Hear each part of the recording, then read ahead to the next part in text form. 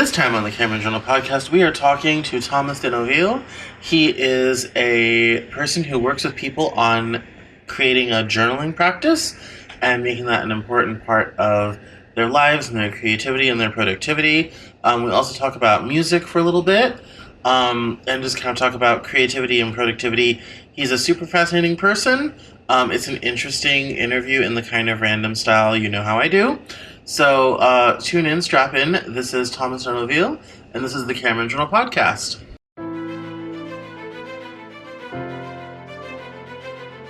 This is the Cameron Journal podcast. It's a place where we talk about important things. It's a place where we bring a little slice of the news to you.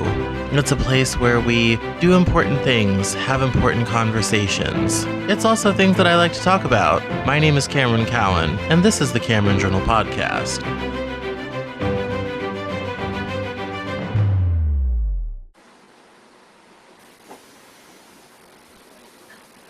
Hello. Hello, hello. How are you doing? I'm doing well, and yourself? I'm doing very well, thank you. Excellent, excellent. Oh, all right. Well, how are you today? How's the afternoon? It's going well. We have a winter advisory, so it's pretty cold and windy, but it's cozy inside, so everything's okay. Yes, you're in upstate New York, aren't you? Correct. Yeah. What about you?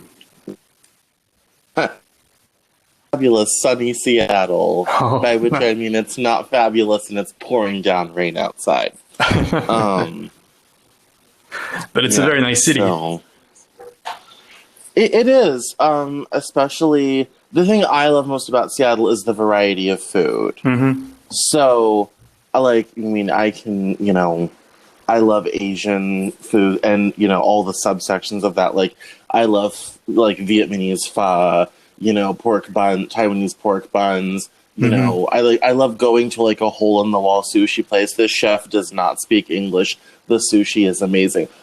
I love that sort of thing about Seattle because I grew up in Denver where that was not as common.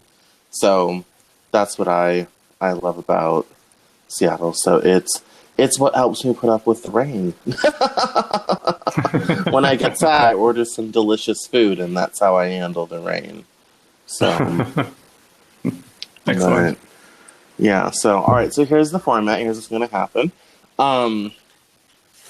I am going to wait 10 seconds, and then I'm going to do a short interview today on the Cameron Cowan show we have, sort of thing, and then.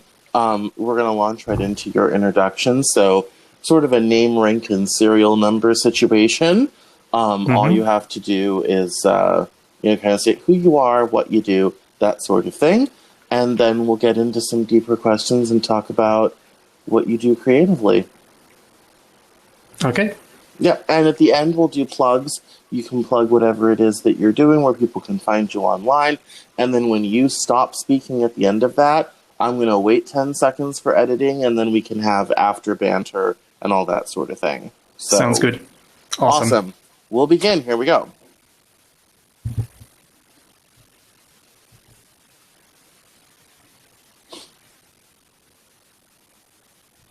Today on the Cameron Journal podcast, we welcome Thomas Deneuville to the podcast. We're going to talk about journaling and creativity and his new service to help you kickstart your journaling habit if you don't already have one. So, welcome, Thomas. How are you?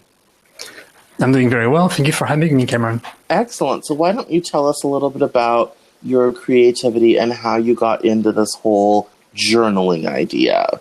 Because I'm sure you just didn't wake up one day and come up with this. I'd be very interested to see the pathway how you got here. No, absolutely. I see journaling as a big part of creativity. And I think that I've been creative ever since I was a kid. I remember writing plays or writing stories on my typewriter when I was maybe 6 or 7 years old. So I think I've had a very rich inner life, creative life since childhood. But then when I entered my late teenage years, I think that I felt a need to to explore more these inner worlds and understand my mind better. So I kind of have a conversation with myself better. And naturally, I just gravitated towards journaling. It felt quite natural to carry just a notebook with me and start writing. I remember in the late 90s flying to Dublin for a week. I play Irish music. That's one of my passions. And I decided to go to Dublin to play Irish music for a week. So I went with my instruments. I didn't know anybody. And I ended up playing every night. So spending a week alone in a town where I was basically doing stuff at night, but not much during the day. I remember journaling quite a lot there. So anyway, I've been journaling for something like 20 years now, and it's been so beneficial to me in my creative practice that I've considered sharing what I know and helping people with their practice. Yeah, I'm curious about the creative practice aspect. So I've kind of a tortured relationship with journaling. I like it. It's very helpful. Do I always take the time to do it as much as I should? Absolutely not. When I was growing up, I was homeschooled, and one of the things I had to do was journal, so it became like a school thing, which made it really boring, which made me never want to do it. And then I didn't for a long, long time. And I have slowly but surely started to like pick it back up again. What would you say are the benefits to your creative practice by doing this journaling sort of thing? Because I'm mixed on it. I can see where it could help, but I'm also like, I also wrote 3 books and didn't journal the whole time, so who cares? Like, sure. Well, I think for one, when you have a creative practice, I think I personally struggle with my mind, right? And I think that's a lot of people experience this too. People might call it the critic, the inner critic, but you can just simply call it your mind. And one of the ways to get to know your mind and understand it and kind of work around the obstacle that the mind puts in front of you when you're trying to create something, for me, journaling is very powerful. So simply by sitting down and kind of doing a download, a very rough download of what's going on in my mind at a very specific time is helpful. Another way journaling is helpful is when I'm playing with ideas. So I'm not always as lucky as today, where I can be talking to somebody about these kind of topics. So very, a lot of creativity, a lot of art is a very lonely activity. So journaling enables me to go through those ideas, stretch them, analyze them, connect them with other ideas on paper in real time, in a way that I can quickly access later on. So these are the 2 main ways I think that journaling helps with creativity. Absolutely, I get that. What is your favorite method of journaling? I went to a digital process a couple years ago. Journaling is one of the few things I still do in pen and paper. How about you? Yeah, I'm biased towards pen and paper. I enjoy the ability to, carry a notebook at all times and a pen. My notebook will never run out of batteries, so that's a plus. Yeah. But I work in technology, and I'm also attracted to the digital aspects and what digital journaling can bring. The ability to tag your entries, do some search and things like that. So that's something that's also appealing to me. And I've been using an app called Diarly to journal digitally. But most of the time, I work with pen and paper. Yeah, I do keep a little kind of. I use Evernote. My life is in Evernote. My books start in Evernote. My life lives in Evernote. I can never lose that password. I will know nothing about my own life.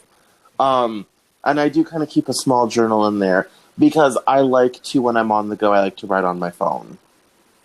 So I totally get the app aspect of it. Here's a very writerly question for you that people like to debate. What is your favorite type of notebook? My favorite type of notebook is actually an artist's sketchbook. I've been using the Console, the French sketchbooks for artists. So they are hardbound black notebooks, about half of a letter size page, so 8.5 by 5.5. And they are blank. There's no lines. The paper is fairly thick because it's a sketchbook, which means that I can use different kind of pens. I can glue stuff if I want to. I'm not going to see the ink go through the paper. So I really enjoy this blank canvas. So I can really, I can sketch if I want to. I can take notes. I can turn the journal and write, vertically instead of horizontally. So I really enjoy the freedom that this blank canvas gives me. So that's definitely my favorite. No, I'm so glad you said that because I am the same. I don't like lined pages. I much prefer it blank because I have terrible handwriting, and so I write really big. So I like to have the space to write as big or as small as I want to. And on paper, I am the same. I go at great expense. I order these lovely hand-cut, hand-bound notebooks from a little tiny shop called Papier Plus in Paris. And it's like 75 euros to get them over here. So I only order them every once in a great while because it's so expensive. But they are absolutely perfect and wonderful and amazing. And I found that shop by accident. I literally was walking down a street leaving a museum, and I was like, oh, a notebook shop. I guess I'll go in and look. And it was just wall-to-wall, colorful, wonderful notebooks. I'm like, I could be shot right now and be totally happy. Like, man dies in paper shop, but smile on face sort of thing. So, yeah, I'm glad you said that because I'm exactly the same way. So, enough about me, though. I've talked way too much during this interview. I apologize.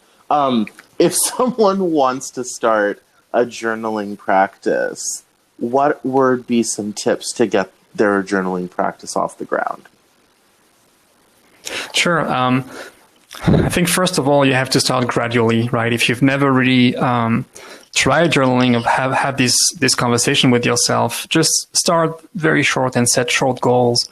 So it's okay to sit down and write for 5 minutes. It's totally fine. That's perfectly fine. If you can sustain that for a few days, and then you can go up a little bit, and then fairly soon, I feel that your thoughts are going to catch up with you. And when your mind realizes what you can do by journaling, I think that your journaling sessions are going to kind of increase in length fairly organically. I think a very important point when starting to journal is really to shut off the critic, basically. For people who have never journaled, it can feel kind of awkward, or people can feel self-conscious journaling. It's important to remember that journaling is writing for yourself. Some people publish their journaling, but most of the time it's just for you. You're just writing for yourself. So it's okay to make grammar mistakes. It's okay to not have complete sentences. It's okay to ramble. It's okay to complain. It's okay to whine. And I think that's an important point because, you use the same hand that you use to write letters and, sign documents and IRS forms and stuff like that. So I feel that there's a connection between your mind and your hand. And I feel that the editor is almost like embedded in muscle memory. And you have to go beyond that when you start journaling. You have to break out of this and find this freedom to really just let it go and let what comes out come out, basically. So these are the two things that I would recommend, right? So kill the critic, be very careful, don't edit, maybe don't read even, you just write for 5 minutes, you just close your notebook, and then tomorrow you show up again and you write for 5 minutes. Who cares? And then starting with small goals to try to build that practice. And then soon enough, you'll be able to write more. But, in terms of length, in terms of duration, or it's really up to you. Sometimes you'll feel that you need to write more and you'll be sitting down for an hour. And sometimes, it's just 5 minutes because that's all you have to tell yourself. So I think setting goals for oneself is fine, but you have to be very, very flexible with them too. Yes, no, and that's I think a very interesting sort of thing. I think writers I think the trouble with journaling for writers is it's like, oh my god, more writing. And if I have time to journal, shouldn't I be also working on my book, sort of thing? But it is nice to be able to sort of break all the rules and do all the things one is not supposed to do, and just kind of be free. And I think that's important. I think it's a nice, it's a nice thing to do. So I can see a benefit of journaling there. Now, when it comes to other writing, do you write besides your journaling, or is that your main writing vehicle? No, my main writing vehicle is my blog and the newsletter that I send twice a month. So that's really where I think.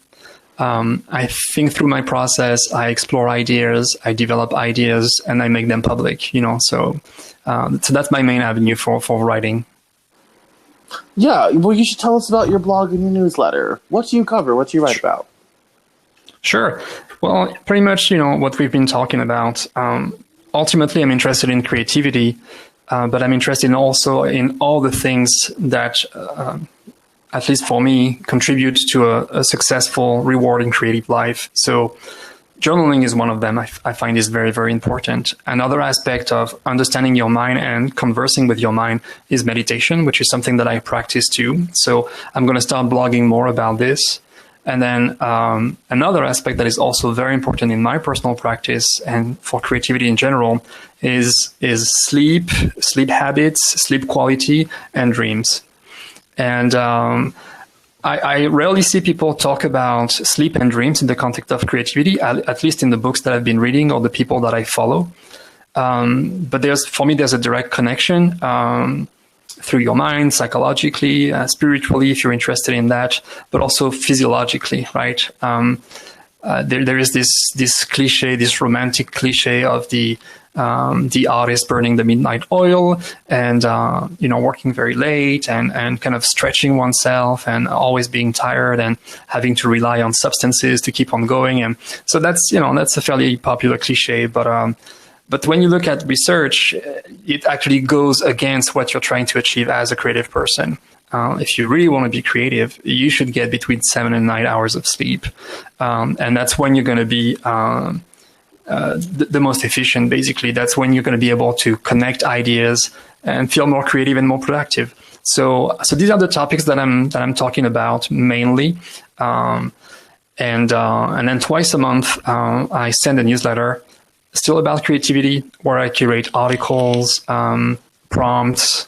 I share some of my thoughts. Sometimes I share some of my articles, but not all the time. And again, it's a way for me to share what I find and what I think about in public, right? It's these are the things that I've been thinking about and finding on Twitter and elsewhere over the past 2 weeks, and I want to share that with you because I find them valuable and interesting. No, that makes sense. I want to return to the sleep idea. I think this is interesting. Mm-hmm. So thanks to a good sativa, I finally had about the first decent night's sleep I've had in about 6 months. In fact, I was almost late to this because I did not want to get out of bed. I was just so comfy and cozy, and it was lovely. And it's very cloudy and rainy here today in Seattle.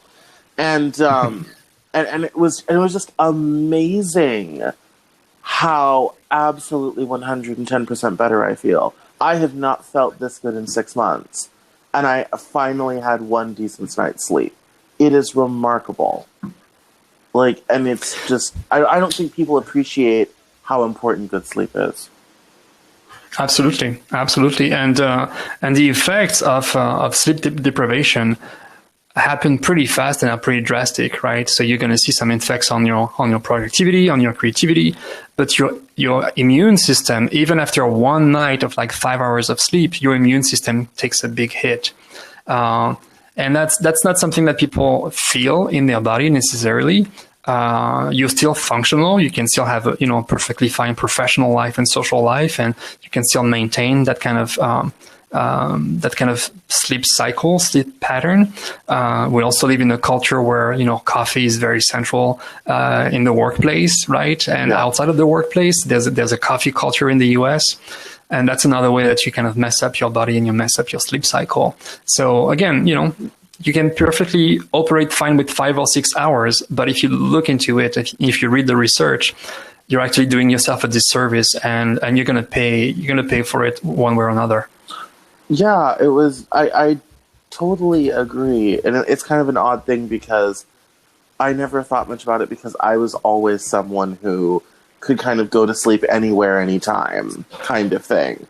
And then I find, like, post turning 30 3 years ago, all of a sudden I kind of started having some weird sleep issues, and it was like my body was like, "Oh, you've had 5 hours, that's enough, you're good," sort of thing, or 7 hours, that's enough, you're good.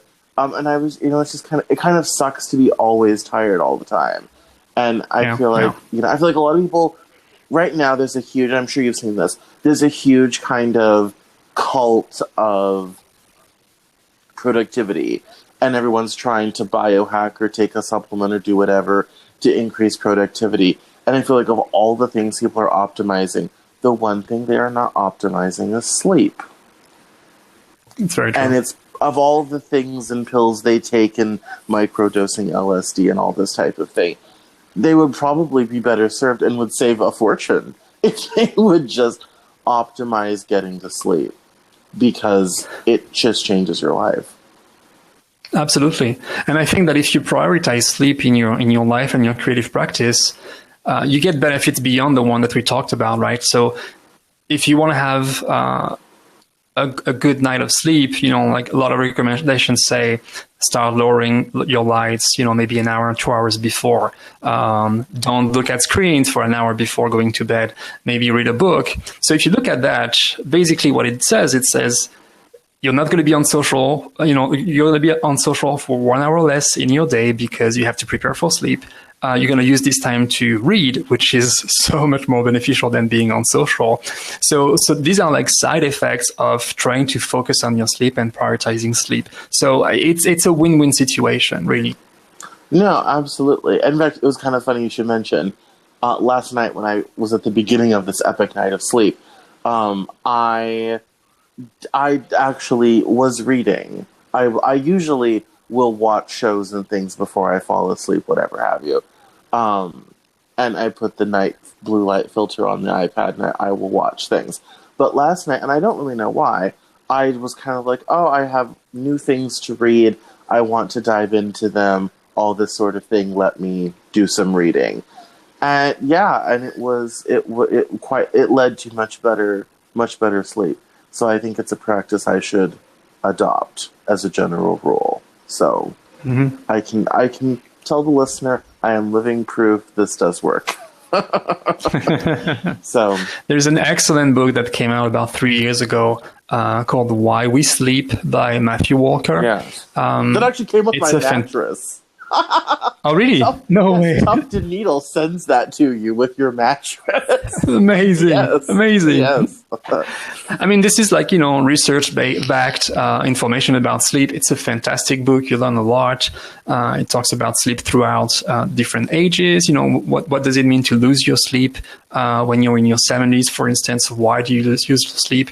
What should you do? Or, why do teenagers go to bed later and have to wake up later? And why the school schedule is bad for teenagers because we don't respect the nature of their sleep. It's a fantastic book. Yes, I have not read it in its totality.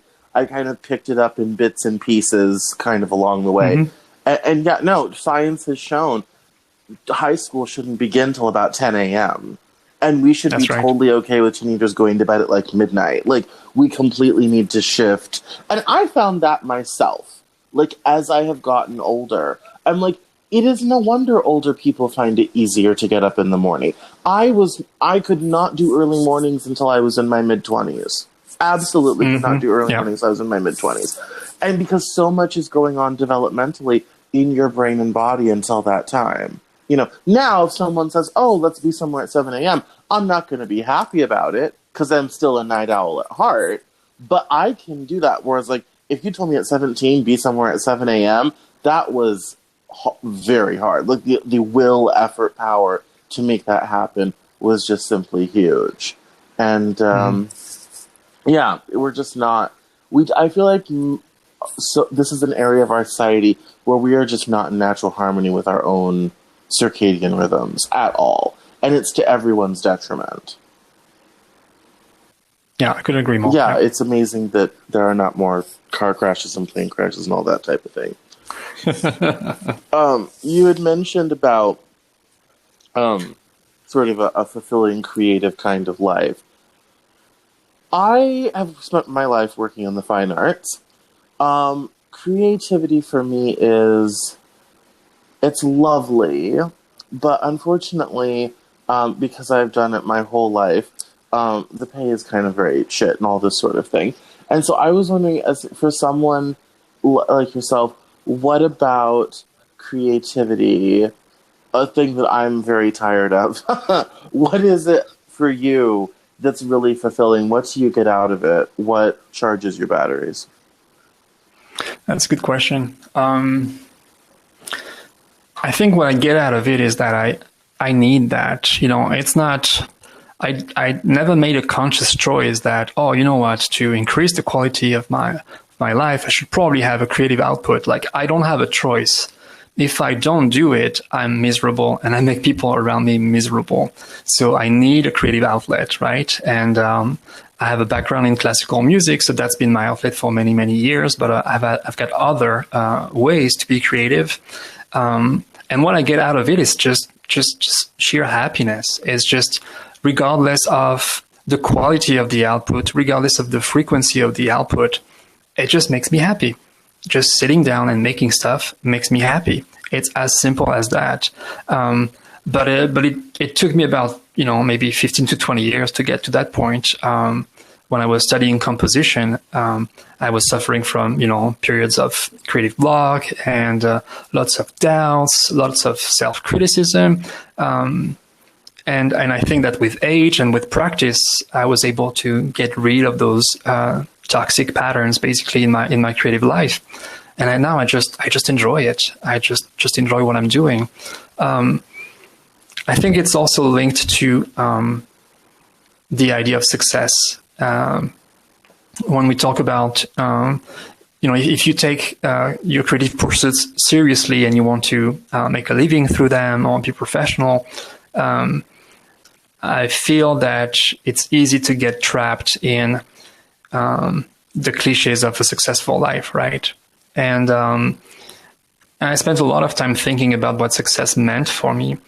And now that I have a better idea, it's easier for me to achieve success and happiness. For me, it's really just living your values. But I feel that a lot of people in creative professions basically adopt like the very common and cliche idea of success, conception of success, and are very miserable because of that. And I think that people should spend more time understanding their own idea of success before engaging in those activities. Yeah, I mean, I guess that I perhaps may be guilty of that myself. In terms of, it's a difficult. I started on a piece called "What It's Like to Live in Seattle and Not Work in Tech," because I work in a town where everyone works in technology in some form, and I do not. And it's kind of like I'm some sort of weird creative anomaly sort of thing. And it's, it's very hard, to, kind of keep up with other people and what they care about and the things that they're going and doing and the fun they're having and all this sort of thing when that's just, not where you are and you sort of want to go after that. And I think I've seen a lot of people in my creative community get out of the arts as their primary profession because the economics of it are so stressful. And I think that's sad because as a culture, we are losing something when we cannot find a way to let people do this sort of thing full time, because you get more quality art, you get more of it, all that type of thing. In fact, I saw one woman the other day, she tweeted and said, I got out of the arts because I wanted to be in a profession in which I was allowed to get old. And she was in music before. And I thought that was interesting and sad at the same time, in this kind of weird synergistic way. And it's just kind of an odd, sad sort of thing. So what would, I guess, for someone who was in music, all this type of thing, what led you to expanding your view out of just being, like, because you said you aren't getting caught in the trap of defining your success by other people, how did you avoid that trap yourself? And kind of what did you do to make sure you could be both creative and fulfilling and possibly not homeless? Although you could be, for all we know. I'm lucky. I'm not homeless.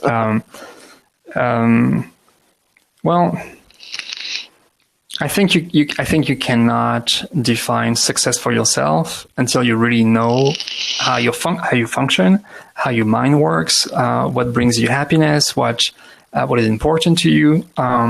So I learned a lot through journaling. Again, going back to journaling, but that was a way for me to understand what kind of values I wanted to live that would bring me to happiness. So that's the first thing. And then also kind of understanding where you fall in the creative spectrum, like in the creative profession spectrum, right? Yeah. You could still have a creative activity, practice, professional or not,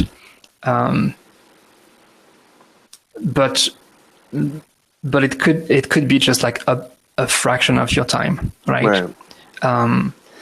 Maybe, you get what you need out of your creative practice by just doing it 5 hours a week, and that's totally fine, and maybe if that's the case, maybe you shouldn't feel guilty about it. Maybe you should, maybe you should accept that and embrace it and just be happy that that's all it takes for you to be happy in your creative life. It's just 5 hours. I attended a talk years and years ago in the city, in New York City, and the speaker was talking about, was asking the audience, like, where do you fall? Like, what's your role in this creative world? Are you a producer? Are you a creator? Are you a supporter? And that really kind of struck a chord with me, because at the time I was, struggling to write music that I liked and to get it played. But I was also interested in music journalism. And then something clicked when this person said that, and I said, "Wow, maybe right now at this point of my life, I'm not necessarily a creator or producer, but I'm going to be a supporter of creative pursuits, basically." Yeah. And that's how I started my magazine called I Care If You Listen about 10 years ago. And that's just what got me into it, realizing, okay, this is where I fall right now in the spectrum of possible professions and activity in creativity. And I got a lot of relief to, like accepting this position gave me a lot of relief. Now the magazine was acquired in September, so now I feel that I'm switching from being a supporter and promoter to more of a creator. I can allow myself to be more of a creator now, and that brings me a lot of joy. Yeah, no, that's quite amazing and remarkable. And it's just, as someone who has ran and lost 3 publications, I can say what you accomplished was a huge lift. Thank you. Because there's a lot of us that, don't make it and come and go. So it's amazing that you were able to make that something. I enjoy writing about music. In fact, there's this rapper in New York I interviewed before named Cole King, and he said you would be a really great music journalist, but you write too much about politics. What do you think is the most difficult part about writing about music? Wow, that's a really good question, Cameron. I try. For me, writing about music, in the context of music criticism, of course, I'm not talking about music scholarship. In the context of criticism, it's finding the right balance between what I like and how important it is in this piece, and what I don't like and how irrelevant it is in this piece, right? Because I feel that if you want to be fair to what you're reviewing, your choice should, your personal taste should only be part of the equation for like a certain amount of the review itself. I think the risk, if you just write everything based on your personal taste and try not to understand that maybe that piece that you don't understand, or that you have a strong reaction against, you're doing yourself a disservice, you're doing your readership a disservice. So that's what's very hard for me. Yeah. It's easier when I know that I enjoy something 100%. It's more challenging when I write about something that is not my everyday cup of tea, because the extra work that I have to do is, why is it? Why this is not my cup of tea, right? How can I articulate this? How can I analyze this? And how can I see the value in something that I maybe don't understand and don't appreciate yet? So it's writing and learning at the same time, and questioning yourself at the same time.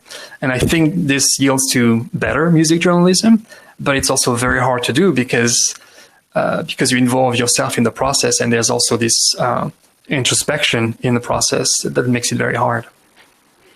Yes, when I write about music, I am very interested in stories, and that's my writing in general. I'm very interested in people's specific stories, and particularly I am interested in the lived experience of trauma.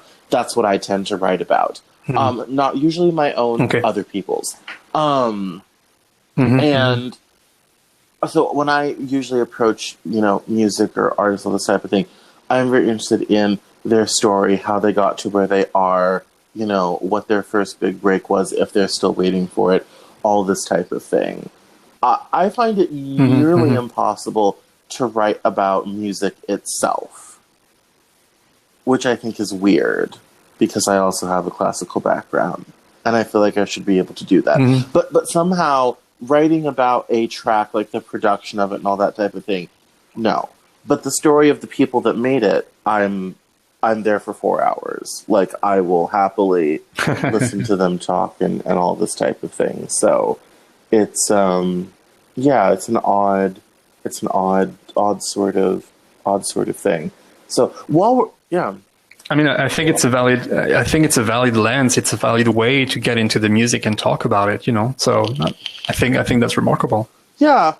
I mean, that's always kind of been, like with Cole, the person I've talked with the most in the music industry, it's always been about, his story of being like a white dude rapper in Saratoga, New York, and making his way down to the city. I know, it's you would never suspect where he would come from, but here we are. And all this sort of thing, and just kind of his ongoing sort of story and what he's done and YouTube videos and all that type of thing. I think that's fascinating, especially when people get traction on it, because I think that's just incredibly interesting. So, speaking of music, though, quick sidebar: any sort of music that's standing out to you right now that's very interesting?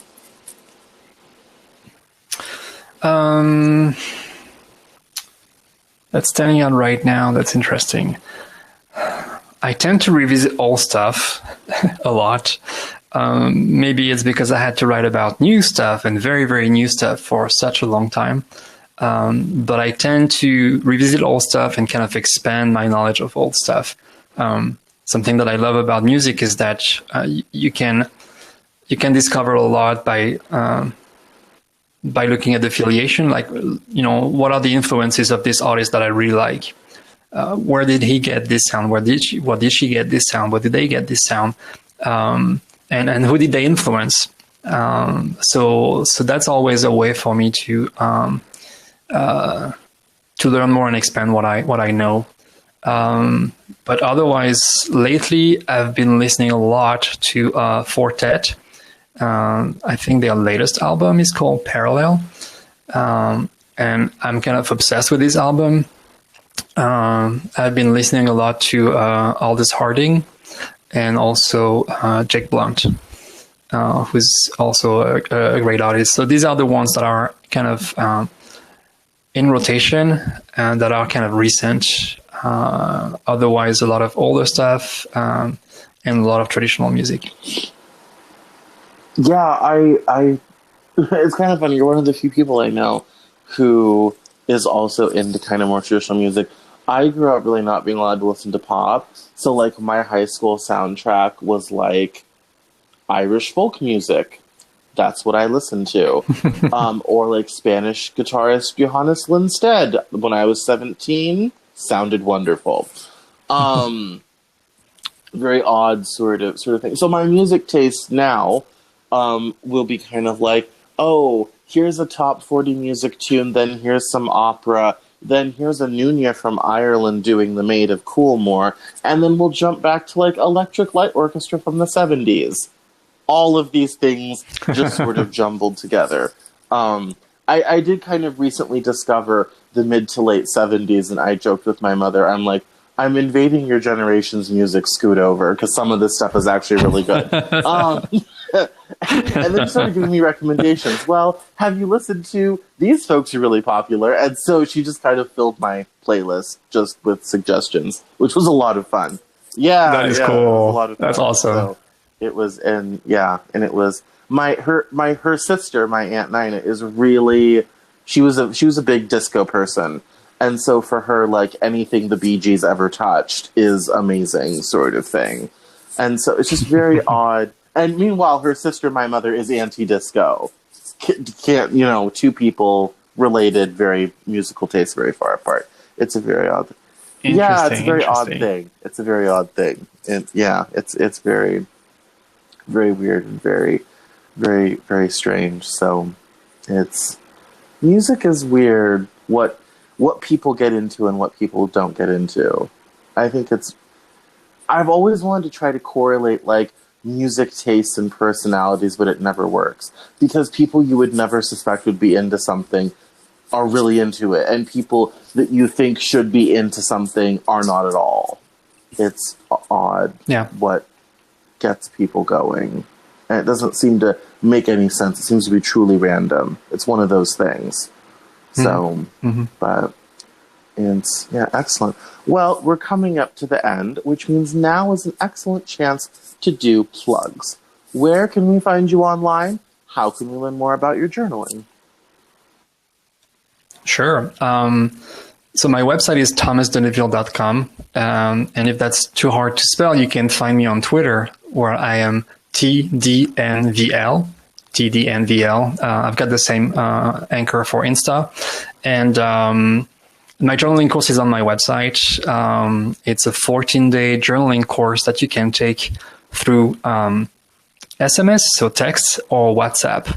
I love the medium. I was considering trying to do an email series, but there's such an intimate connection with text that I wanted to try this.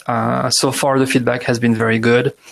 People enjoy getting text at the same time every day for 2 full weeks, getting some lessons, getting some prompts, being able to answer questions. So that's been very fun. So I invite you to give it a try if you want to. And we'll put the link to all that in the show notes, so nobody needs to figure out how to spell that.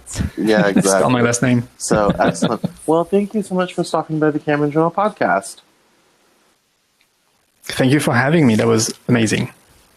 Perfect. Awesome. I love it. We'll do it. Oh, I'm sorry we got off track on the end, but music is always fascinating, and I always like talking about it. So I know we... No, that's totally fine. That's totally fine. Bit, but yeah, so excellent. Well, yeah, like I said, thank you very much for coming and doing the show, and that was absolutely fascinating, and we'll link everything in the show notes, and yeah, I do interviews.